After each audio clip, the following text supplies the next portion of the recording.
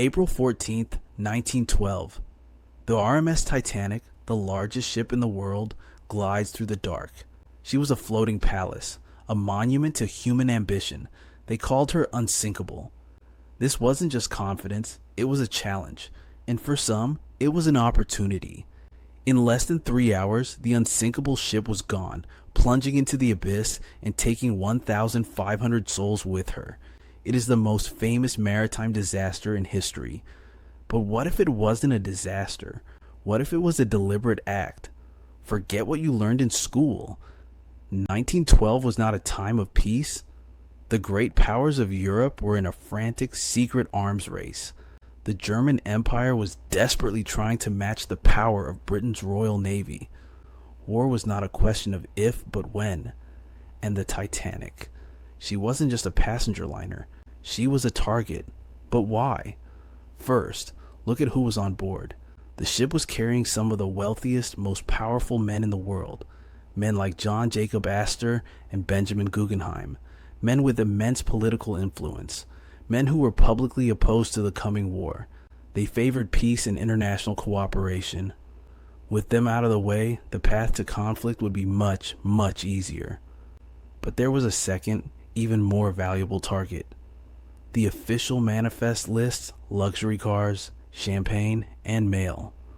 But conspiracy researchers point to a hidden item in her cargo hold. Something not on any ledger. A prototype. The designs for a new, revolutionary electromagnetic rangefinder. Think of it as the grandfather of modern radar. A device that would allow British dreadnoughts to aim and fire with perfect accuracy, day or night in any weather. This technology, in American hands for a final test, would have sealed Germany's fate before the war even began. It had to be stopped. The night of the sinking. The sea was unusually calm. Like a sheet of glass, survivors said.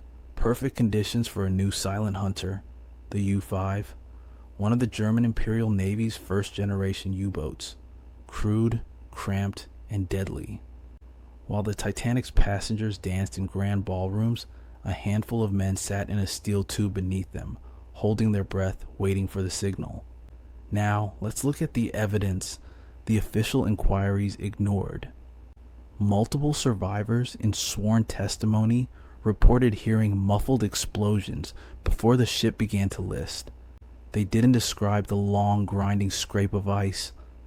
They described the dull, concussive thud of an impact from below. And what of the SS Californian, the mystery ship that sat on the horizon, motionless, ignoring the Titanic's desperate distress flares? The official story calls its captain negligent, a man who simply didn't understand the urgency. But let's ask the question, what if it wasn't negligence? What if it was stationed there, acting as the U-boat spotter?